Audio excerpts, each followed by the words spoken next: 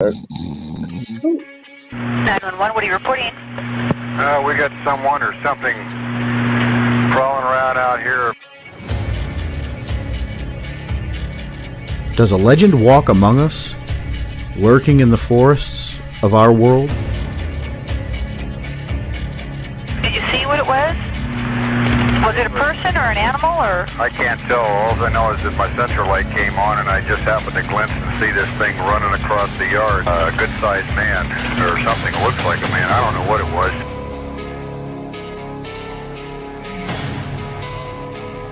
For over 15 years, we've talked with scientists, researchers, investigators, and witnesses, trying to gain insight and proof around the existence of this mysterious entity. Jesus Christ, you better... Tia! Hello? Get somebody out here. What's going on now, sir? That son of a bitch is about 6'9", I don't know. Do you see him now, sir? Yes, I'm looking right at him. Uh-oh. Okay, hang on. He's right... Is he in your yard, sir? Yeah, God, he's big. Okay, what's he doing in your yard? He's looking at me.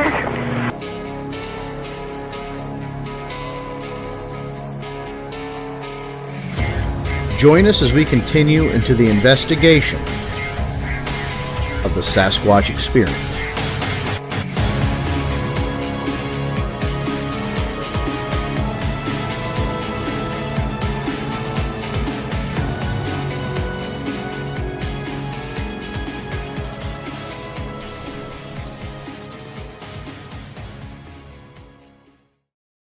Mm-hmm. And welcome, everybody, to Season 4 of the Sasquatch Experience. You all know who I be, Sean the Fort Chop Forker. We've got point to yourself. Vance Nesbitt. Over here. We've got Henry May down in that corner. Right there. And James Baker in that one. Everybody Everybody point a finger at each Yeah, other. everybody point a And finger. Season 4. Season 4. All right. Well, welcome tonight. Man, what a weekend it was. James and I went to the Hocking Hills Bigfoot Conference in Hocking Hills, Ohio.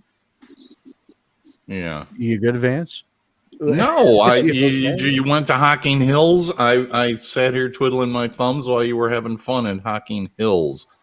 Well, let me tell you why they call it the Hocking Hills. It's because when you take those roads to get to the center, they are so winding and serpentine, you end up hocking halfway through. Okay. In all seriousness, it's a beautiful, beautiful piece of landscaping. Just beautiful. We didn't get to spend a lot of time enjoying the natural resources that Hocking Hills had to offer. The special thanks to Jamie and Jenny King, past guests of ours, that put us up. They were our hosts for the weekend. Just a great time. B. Mills put on a terrific event, did a great presentation herself. Susan F., Doug Waller, the Quackenbushes, really good speakers. And then, of course, there was James and I, who have never done one of these like this before. And James, I don't want to pat ourselves in the back, but we came off as a hit. We came off. We try. Well, we did, and it was a lot of fun. Talking about, the purpose of our show, a little preservation of history, talking about the thoughts and theories and research going on in the field. And then, we talked about other things, protecting witnesses, not treating them like data points, treating them like people. And then, of course, we couldn't let it go without talking about Baker's exploding deer of West Virginia. Yet again. Which was a good allegory, though, into how much we actually expect from a witness in a Bigfoot sighting situation. How we talked about how the three of us all had cameras and we were all watching it happen, and we had enough prep time, but none of us hit the record button on our phones to validate the exploding deer of West Virginia. No, and that's a good topic. Okay, so for those that are watching, can you explain where Hocking Hills is? Middle of nowhere. Ohio. The middle of nowhere in southern Ohio. One of the things it shares with Salt Fork State Park, which of course is on the map for the Bigfoot activity, which I actually think Hocking Hills may have more based upon the amount of people and sightings we talked about with various researchers through the weekend. By the way, TJ Owens, it was fantastic meeting someone I've known of for a long time and acquainted with, but really just got to sit down and know and talk to over the weekend. It was great. And of course, we want to wish Doug Waller a speedy recovery. Doug had an incident with his ATV, was in a lot of pain over the weekend, but still managed to put on one hell of a presentation for the people at the event. Raised $2,400 for the Big Brothers Big Sisters camp. Wow, that's awesome. There in Ohio, which we learned is the only Big Brother Big Sisters camp left in the United States, I believe. Really? Yeah.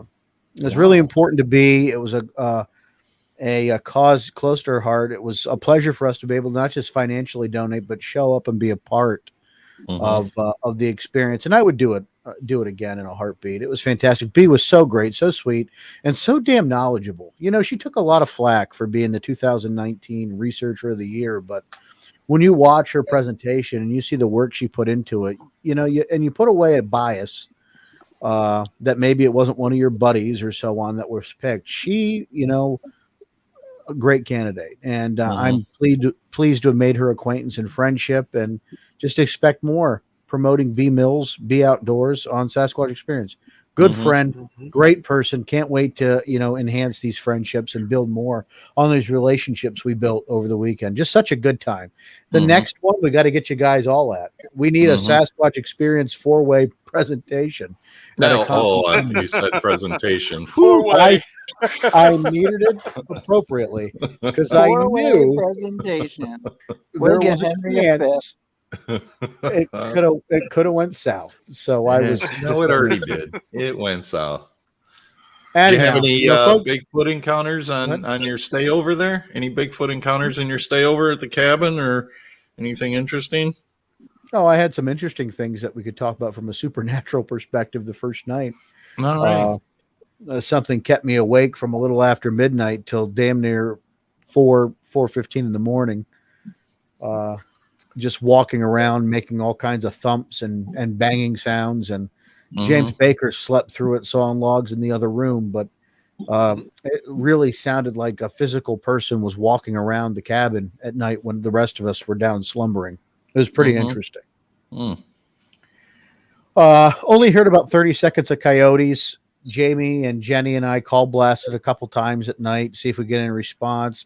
The only thing we got is the one time Jamie and I got a really strong kind of putridy sewage smell while we were standing out in the deck, call blasting, having a conversation. And then the next night, Jenny scared the shit out of us because as we're sitting there having a conversation about Bigfoot and different theories, we heard this loud crash that sounded like a really loud, like tree knock.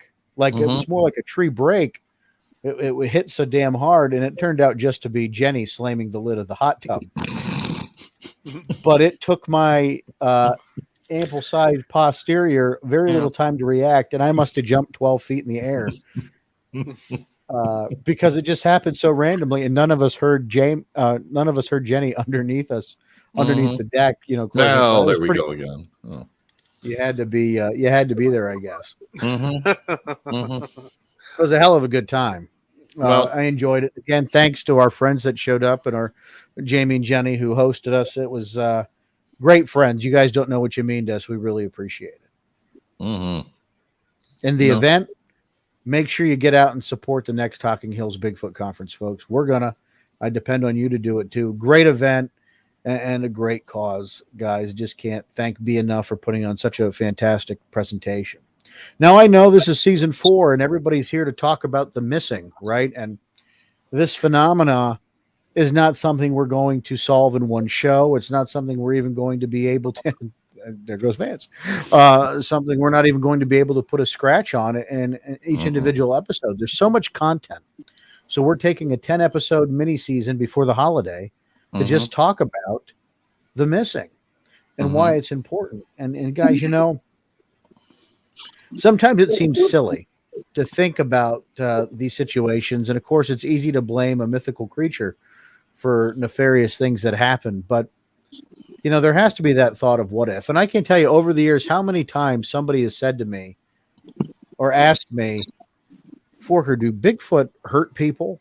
or do they kill people? And my response to that is, well, if they kill them, how would we know? Because they're not going to be allowed to talk to us about it. But if they hurt people, that's another story. And there have been unreliable reports over the years of people being beaten, harassed, molested by a Sasquatch, right?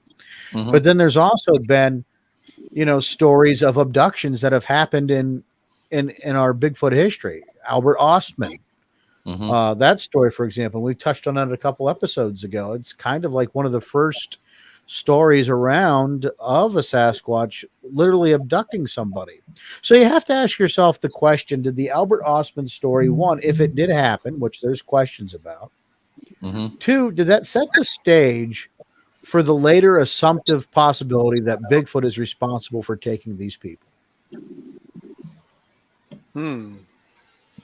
Yeah, see, there you go. There's your long pause and But then you can go back to the Bauman story, Teddy Roosevelt's story in The Wilderness Hunter, Henry, where, his hunting partner was killed by a purported Bigfoot, right? So there's another one of those violent encounters that we can talk about. And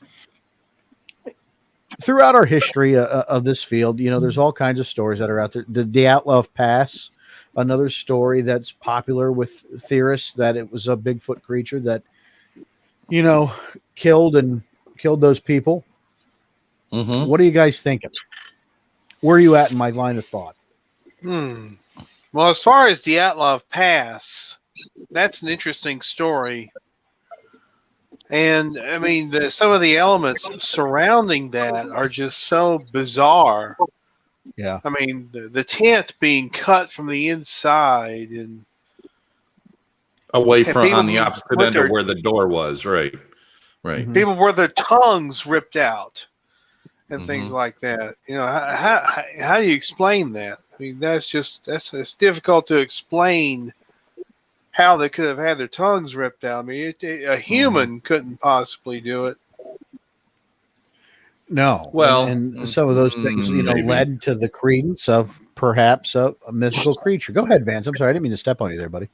No, I don't know that I would say that all the evidence that was left behind couldn't be done by a person or people. It's gruesome, but then, think of how mind works when you watch a Tarantino movie. I mean, it gets pretty graphic and violent, and not to say that that's reality, but it gives you the idea that human nature thinks of stuff like this.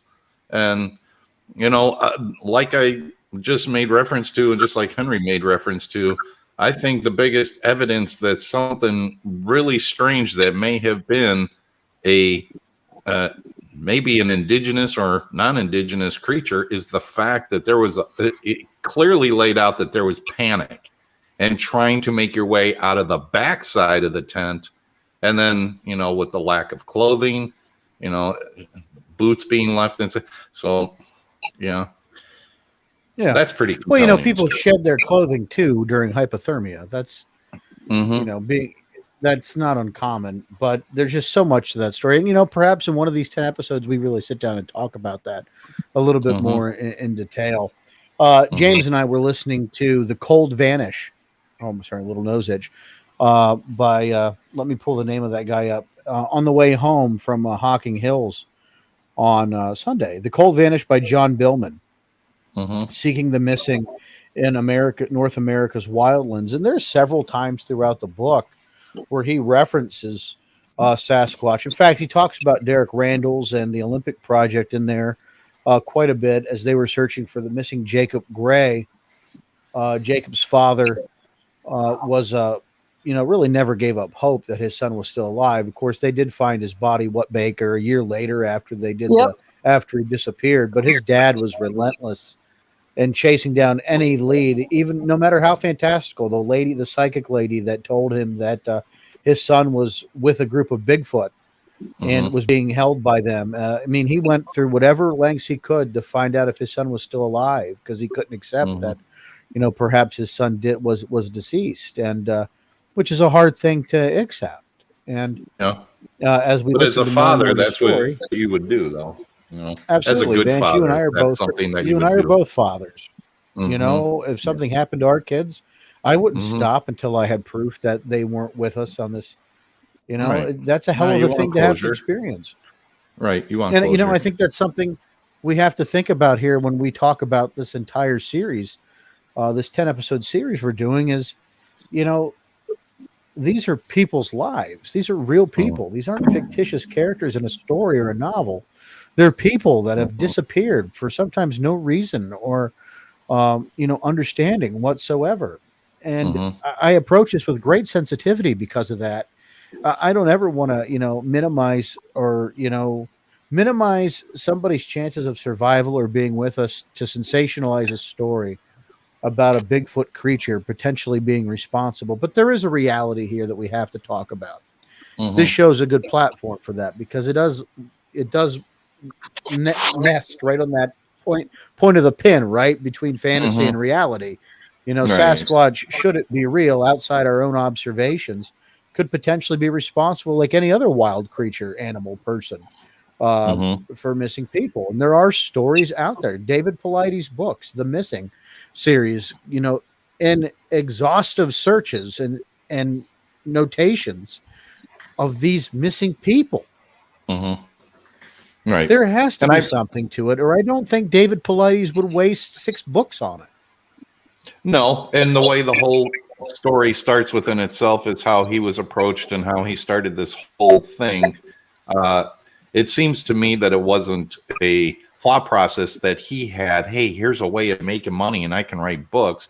He was approached with this subject, going, "Hey, there's some strange things going on in national forests," and he looked into it, and then it just kind of was a domino effect of one case after another, and then he starts to weed it out.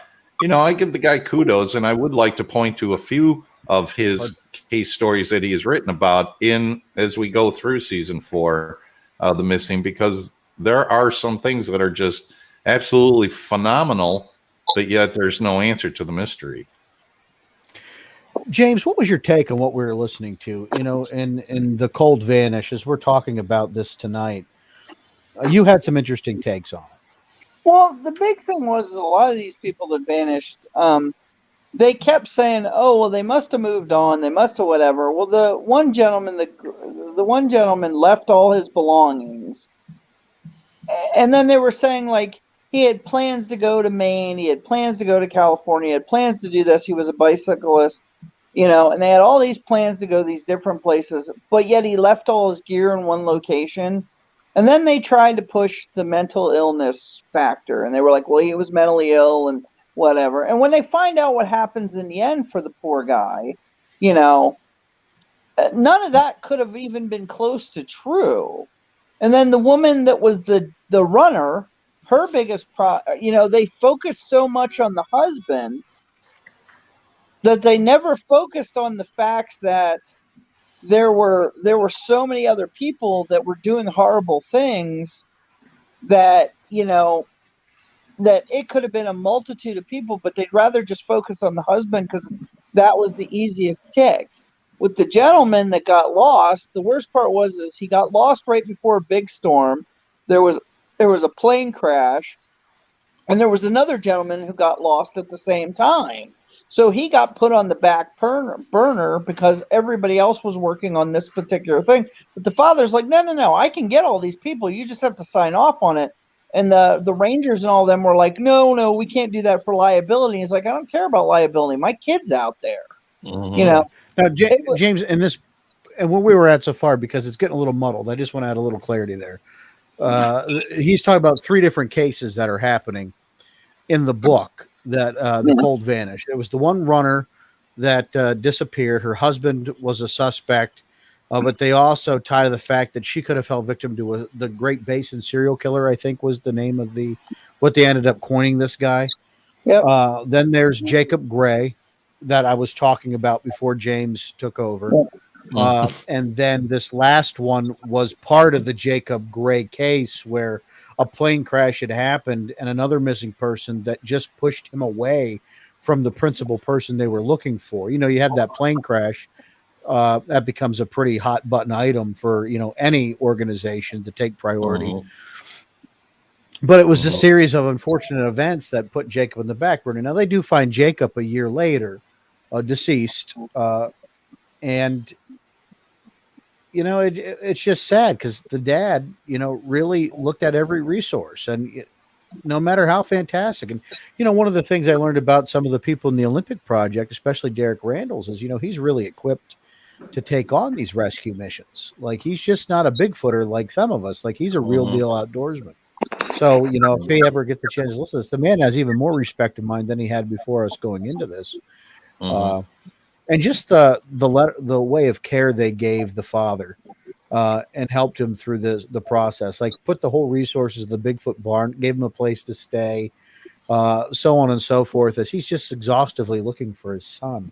And then you think about how many other people out there that are going through this same traumatic experience, looking for their child. And sometimes we're not talking about, adolescent to young adult children. We're talking about young kids as well. We're going to reference Dennis Martin here. The Dennis Martin case, to me, was a real eye-opening case. And I don't want to talk too much about this beforehand, but the whole thing seemed to be handled pretty poorly by law enforcement. And some evidence that was really important didn't come out till later, that, though a little fantastical, another family hiking sees a hair-covered creature running through this little clearing area with something over their arm, their shoulder, that could have been the same size of young Dennis Martin. Like, I have a hard time dispelling that. And the fact that, all those years later, the family never had closure because they never did find Dennis Martin.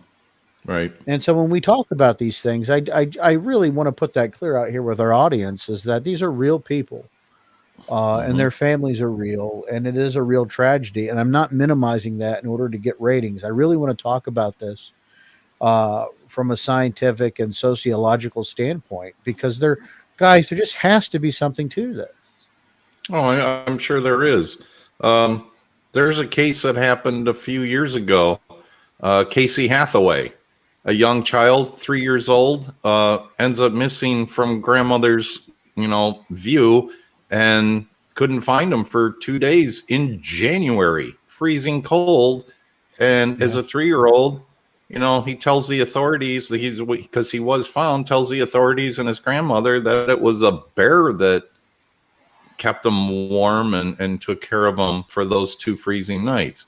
Well, is a child at the age of 3 going to differentiate, between a bear and a Sasquatch? Probably not, because the kid's probably been more familiar with flashcards with the letter B for bear, and seeing nature films and understanding what a bear is much better, because your flashcards don't have S for Sasquatch, right?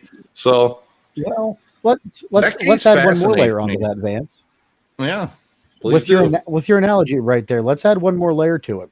At 3 years old, your only usual exposure to animals, unless you see it on television, is anthropomorphized characters from Disney that or walk the zoo and talk. Exactly.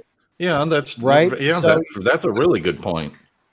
Yeah. So the only reference you have as a kid to these things, why that could have been a bear man? Well, realistically speaking, Yogi Bear. No, most kids probably don't watch Yogi Bear, but Open Season, right? That very famous cartoon series.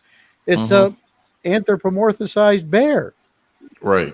No, that's a really good point. And that's I think sometimes we have to really look at the more simplistic answer to that. And the more simplistic thought is, it's fantastical to us. But when you're a 3-year-old kid and your only frame of reference is a bear person bear saved me, in my mind, the first place I went was, of course, they're going to say a bear. Because to them, what's to differentiate a Bigfoot from a anthropomorphized bear? Nothing. Because they're going to share the same characteristics. Well, Casey is 6 years old now, and who's to say what he's going to remember from the age of 3? There may never be that clear recollection from the age of 3 to the age of 6 to be able to give, this is what I saw. Because, your memory is, at the age of 3, your brain is just absorbing like a sponge information constantly, and it gets rid of useless information, and your brain is growing. So who's to say you're ever going to get a reliable answer unless he makes it up and says, well, yeah, I don't know. I'm not going to certainly point accusations at this point, but as Casey gets older, that entire experience may become more and more either fantasized or completely diluted from what actually may have happened. But I found that to be completely fascinating. That, and not to say that bears are not compassionate. I have seen wild animals compassionate to other young animals, birth from other species that you would think, wow, it would just maul it and kill it and eat it, but that's not necessarily the case. But I found that case to be, and look, there was a lot of Bigfooters that immediately jumped on that and said, yeah, bear, sure. No, that was a Bigfoot. Okay, well, you had to be there, but I still find that case really compelling to say, this bear protected this child for 2 nights in January in the freezing cold, and the child wasn't dressed for outdoors as far as I remember. I might be incorrect on that, but from the time the child disappeared was a matter of a snap, blink of an eye and the kid's gone, and here it is. This bear saved Henry. me. Tom Powell's book, The Locals. Mm. Do you remember the Rocky stories in there from that book, Henry, where Rocky was injured on a trail and a Bigfoot carried him to the trailhead where he was eventually rescued? Yep. And of course, that story comes out way before the David Paulides books ever makes it out, right? And I bust David Paulides balls all the time about jokes like, if there's not a UFO Bigfoot conference David doesn't go to promote, but he won't take a stance on what's causing it. I say that tongue in cheek because he's out there getting exposure to this work he's doing. That is important work. Why does the National Park Service not keep a record of missing people? Why is there so much damn red tape when someone goes missing? Those are questions that we're going to have to explore and answer. And you know what? Maybe I'll pick up a phone and I'll make some phone calls to our local place and find out what happens. Hey, if somebody goes missing, what's the protocol? Why is there so much red tape involved? Even for somebody to go missing, you can't call and report an adult a missing person right away. No. Yeah, well, it depends on states and jurisdictions. Yeah, some is 24 hours, some is 48 hours. Yeah. There has to be, and there has to be reasonable cause for you to report that person missing. Them not answering their telephone isn't, reasonable cause from. Right, because now when you're over 18, it's not considered a crime if you're missing. Yeah, it's not considered a crime if you're missing. You're just missing. Jamie asked, did rescuers find evidence of a bear, Vance? You know what? That's a good question. I read that too. I would have to go back to the article, but I don't remember that there was evidence of a bear. There was the bush area in which the child was at, but the snow was kind of matted out and so on and so forth. But specifically to say, was there bear evidence, that I don't recall. So I can't answer that with any certainty. I'm going to make a note of that, though. Some questions. I'm just going to put some. And again, a lot of bear prints, especially big bears, have been confused with, Bigfoot prints.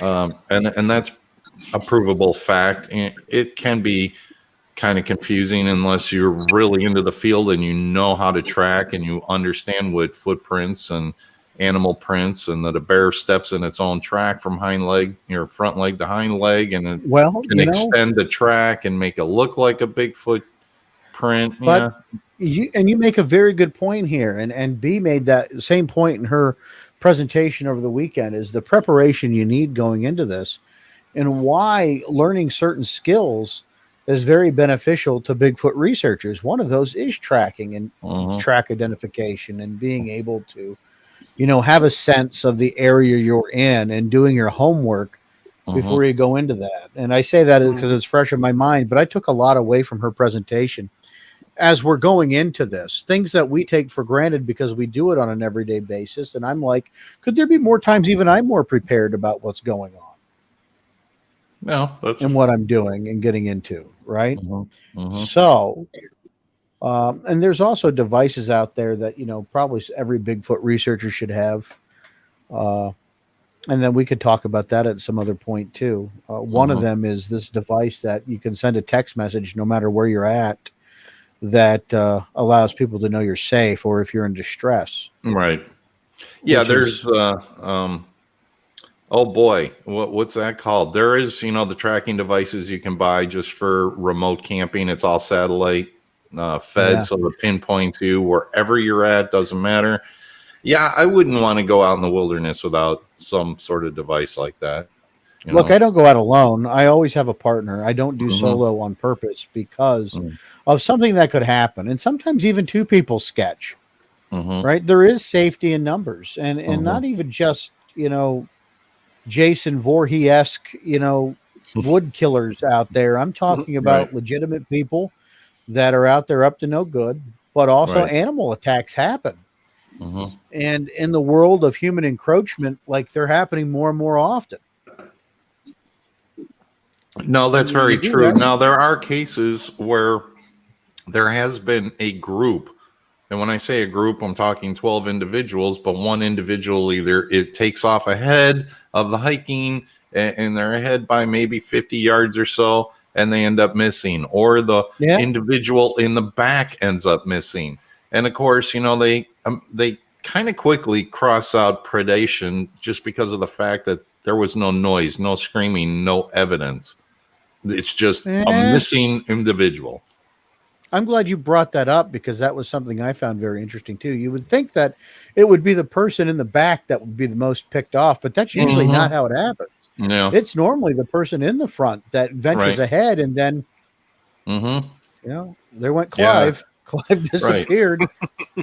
Nobody can find his ass because he's now missing. Yeah, but guess what? The person in the front, if it's ahead by 50 yards, goes missing.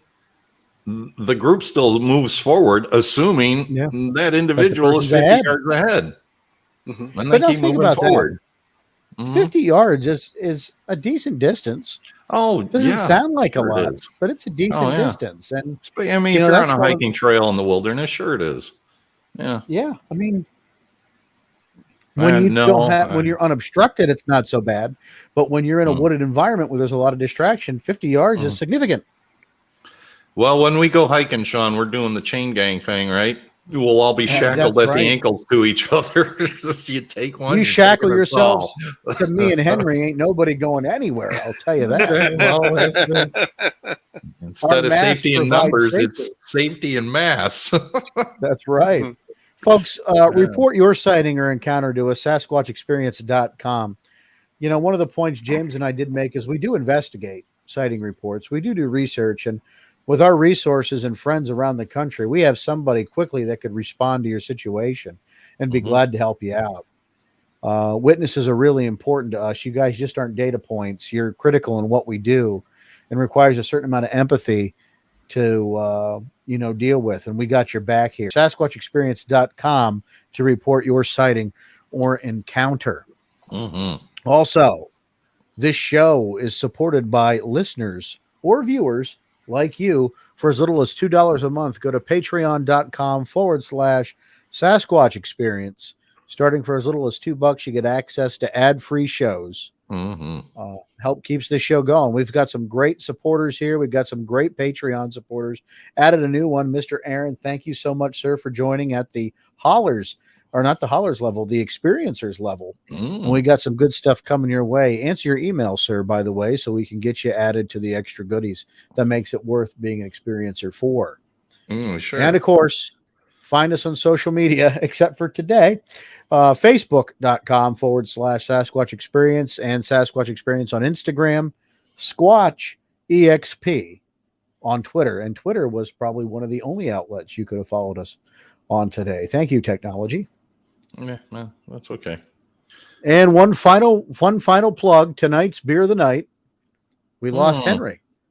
To the beer. We did. The Patriarchy number 19 Naked Fish 25th anniversary chocolate raspberry stout coming in at a mild 7.6 ABV. Tastes like a chocolate raspberry brownie. Oh, so delicious. That's what I'm drinking tonight, folks. Make sure you go out and get yours from Duclaw Brewery while can. These pastry Archie beers are limited time. They're not year round. So go out and get yours. Fish. Show me a fish that's not naked. Yeah, Every fish is naked. I don't often think about fish in a nude perspective, but alas, there it is. I don't know. That's all the plugs. Since we didn't have news tonight, I figured I'd take that time and get all our plugs out of the way. Also, Dr. Squatch soap. Go to drsquatch.com by going to our website, clicking on the banner, and putting through your order. I'm working on Pine Tar this week. I'm using the pine tar also. Pine tar, but I like it. No, I do. I give it a kudos.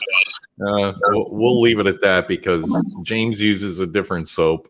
It's not quite pine tar, but James doesn't like the shape of the bars because it's a little hard to get the squeaky cleany between the cheeky. He said it's hard to shove a square bar of soap up your ass. Is what he said. Poor fella. Squeaky cleaning in the bikini area, huh? Okay. My God, he needs a little like there's some roughage. Yeah, and the grits on that's pretty nice. It's a heavy grit soap, that pine tar, but get you clean. Okay, now that we're done plugging the our wares, let's get back to the show. That's okay. Hopefully Henry comes back. Well, he's going to the mailbox to get his Dr. Squatch because the doorbell rang. So, gotcha. Probably got a pizza coming. Or he's checking out the naked fish. I don't know. I guess let's tone it back to the show topic now, since Henry's going to be, if he doesn't come back, he's going to be one of these 10 episodes. Going into this, guys, as we're starting into this, and I know we've done some pre-research just of our own interests.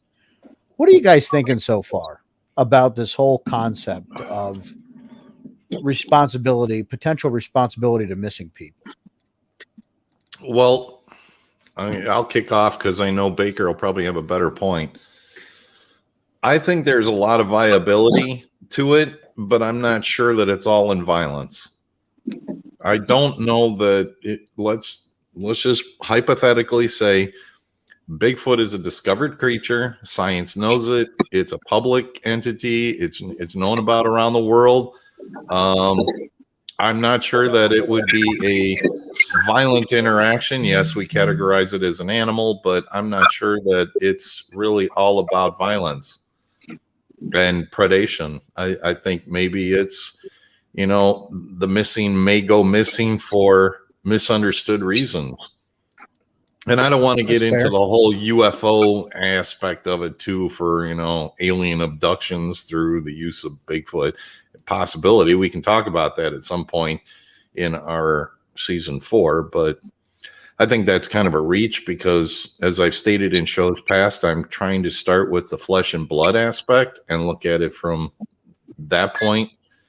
But yeah, I'm not sure that it would be a violent act. It may be an abduction type of thing for curiosity as a pet.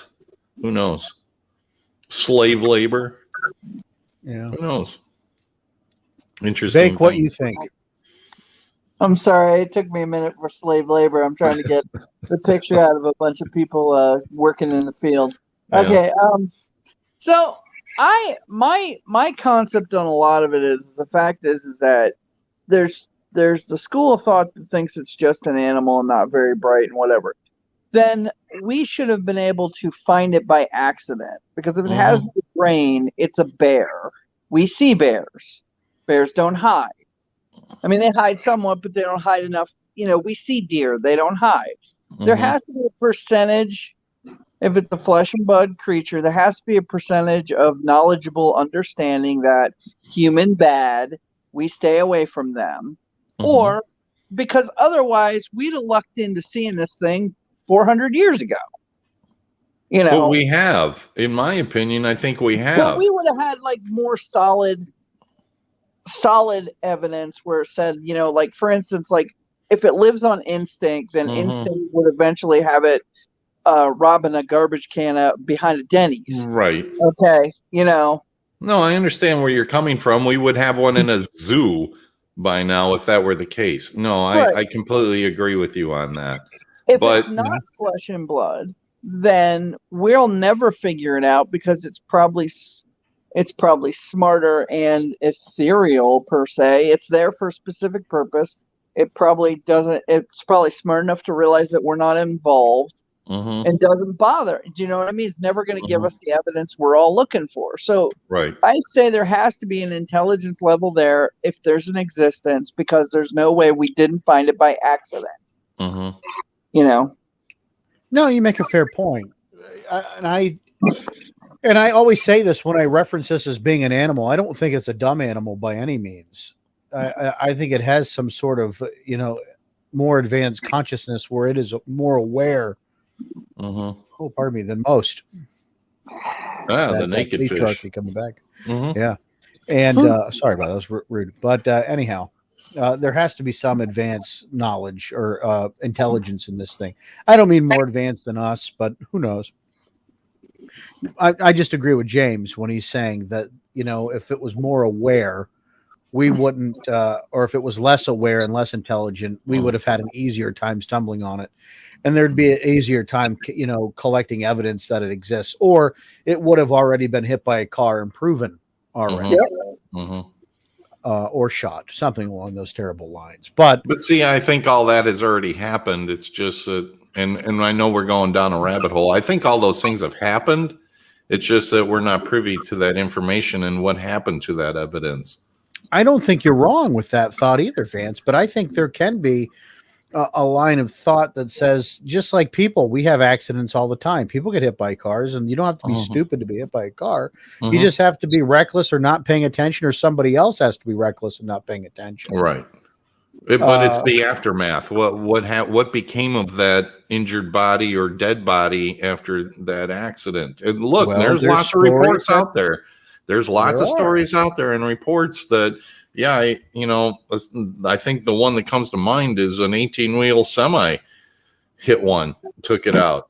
And, the authorities were called. He didn't know what it was, thought it was a bear. And the next thing you know, it's being transported elsewhere. And that's the last. And, it could be, a great fabricated story, and that's only one of many. That's only one of many. But the more fantastic the story, the more unbelievable. But sometimes the best way to hide the truth is to keep it in plain sight. If that story is as real as it could be, the best way to discredit it is by putting it out there because it sounds so fantastic. Yeah. Jenny asks, go ahead, James. No, go ahead. But then you ask the value of, what was the value of hiding it? And the question is I feel that you're like the government or the Men in Black or whatever. Why have they been hiding it for so many hundred years? Where's the value if you think there's no value in keeping something like that a secret, you're crazy. You think about the ramifications this would have to the paper and lumber industries, the fracking industries, the National Park Service, where you can't build houses anymore, religious implications. Like you really are going to shake the foundation of a lot of things by proving this thing exists. Sure. And if it shares any kind of human DNA, it's entitled to civil rights. Oh, how about it? And we could barely handle the reality of a COVID without letting alone something as major as a Sasquatch review, right? Because it is it would be, the implication wouldn't be, oh great, Bigfoot's real. There we go. A lot of scientists having to suck a lot of stuff up their ass because they've been wrong for so long. And you'd have a lot of nutbags hitting the trail with their bows and arrows and guns going on a Sasquatch hunt. That's right. And let me tell you, and that day happens. There's a lot of scientists I'm going to line up and kick them right in the balls. Just show them, oh, I bet you that felt real, didn't it? Anyhow. Yes, you were going to say, because Jenny asked a good question. Yeah, getting back to the purpose of these shows. Jenny asks, are search and rescue dogs brought in to help find people? Yes, absolutely. And to the point that James and I were listening to the Cold Vanish yesterday, a lot of times they hold off on it to get the to get the searchers out of the area, because the dogs will find the find the search and rescue people. They won't find the body. The dogs will get fixated on the scent of the rescuers, not the person who needs to be rescued. James and I have been out on a training with search and rescue dogs, actually, and it's hella amazing. If you've seen a search and rescue dog work, like, I tell you what, it is one of the most remarkable things I've witnessed. They're just so slick about what they do. And there's different varying levels of search and rescue dogs. Well, there's cadaver dogs, there's air scent dogs. There's just a bunch of different types of search and rescue dogs that are out there too. All amazing. It is truly, unless you witness it, incomprehensible what these animals can do. It's just surely brilliant. But then also you have to think about this. A lot of the historical data we have in reference to dogs and Bigfoot is not very promising or pleasant. A lot of times dogs are killed. Dogs have this natural sense of fear and whimpering and bad behavior, or just going ballistic and making a bunch of noise and then hiding. Like, there's an awful lot of fear associated with interactions between dogs and reported Bigfoot. So I don't know how that would shake up in a search and rescue thing. Yeah, it's instinctive behavior when they act that way. It's not always necessarily clearly Bigfoot or Sasquatch related. There are dogs that have had, act up when there was a moose in the area. A moose will kick a dog or a wolf's ass with not a whole lot of problem.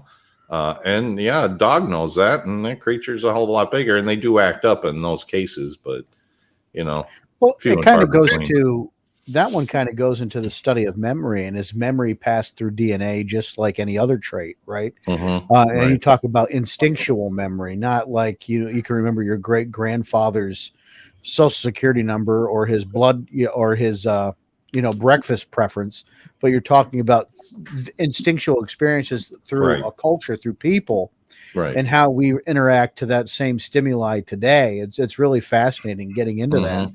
And you could get lost for days reading up on that. It's really interesting. Interesting.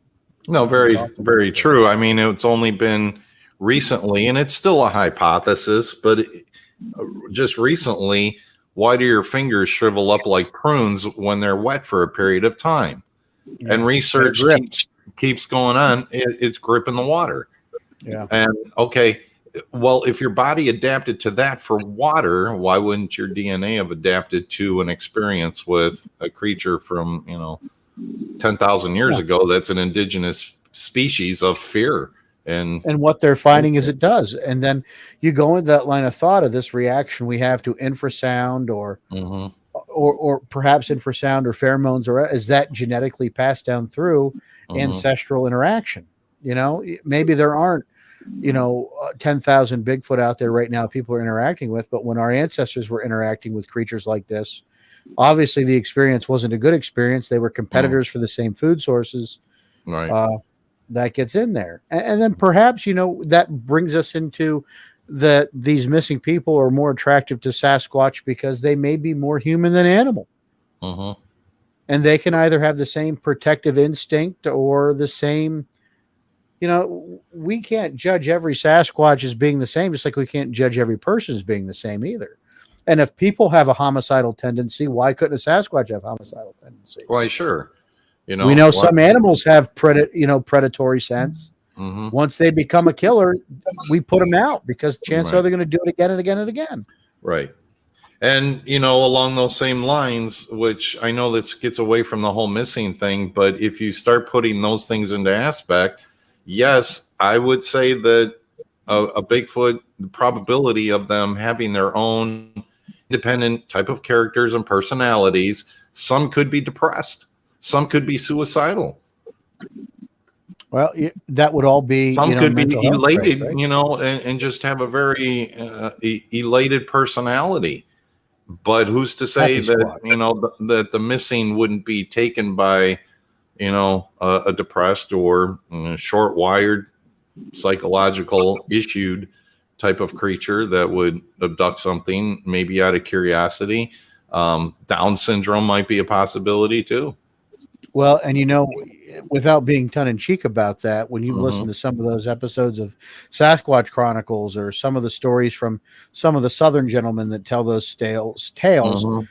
some of the traits that one gentleman said is the facial features of that one Sasquatch appeared to be as if though it had Down syndrome, right? And does Right. that affect, like, do some of these genetic disorders also affect that species, whatever it may be? And Mhm. and folks, please don't take that as being offensive. It's No, not attempted but to by any means. It's definitely being reasoning in this theory. and it's Right. part of the human experience. Why wouldn't that be part of the Bigfoot experience Sasquatch too? experience. Yeah. Mm-hmm. Right, but we Go ahead, wouldn't even James. know what the gene pool is. For the simple fact is you don't know what the because you don't know what the percentage of actual creatures are. They could be a point where they're starting to get weird because there's only 4 of them in this Yeah. part of the country, and one of them happens to be an uncle. You're talking about wrong turn Bigfoot. I got you. Right. But I mean, possibility. Inbreeding is inbreeding is a big problem within or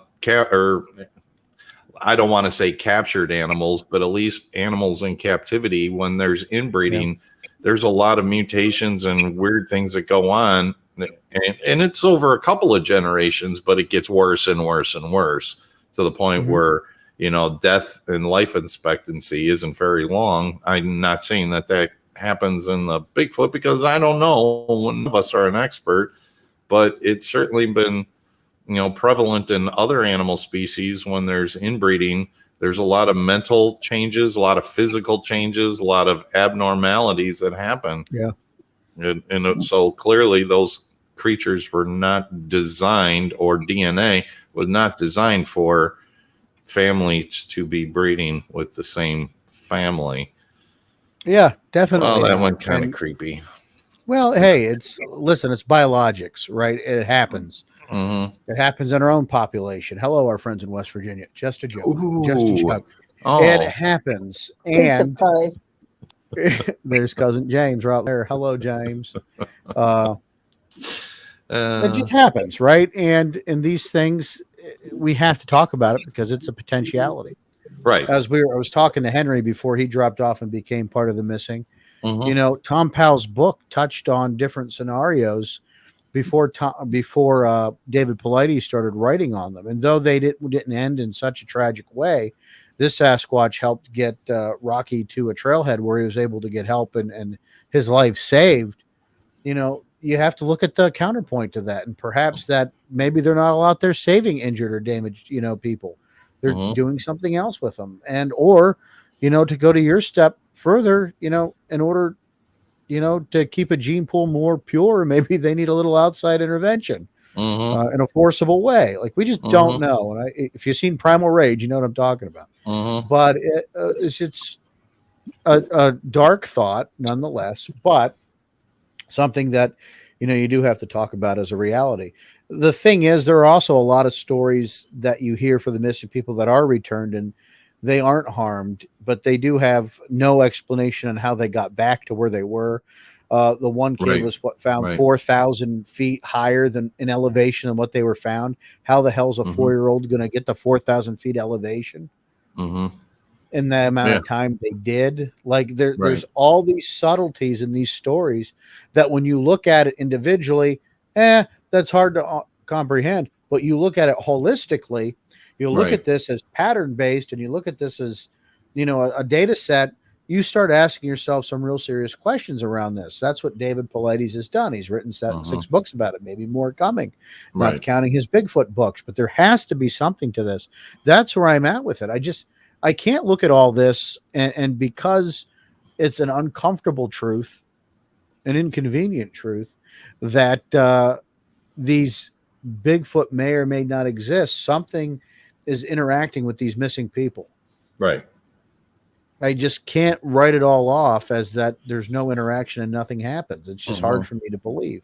No, you bring up an interesting concept there, and it has been repeated, is that a lot of these stories share a common thread where missing will be found thousands, if not, or thousands of feet, if not miles, 20 miles away in such a brief amount of time. But I think the thing that really gets to me is the searchers covering the area so thoroughly, and then the body is discovered in an area that was searched thoroughly.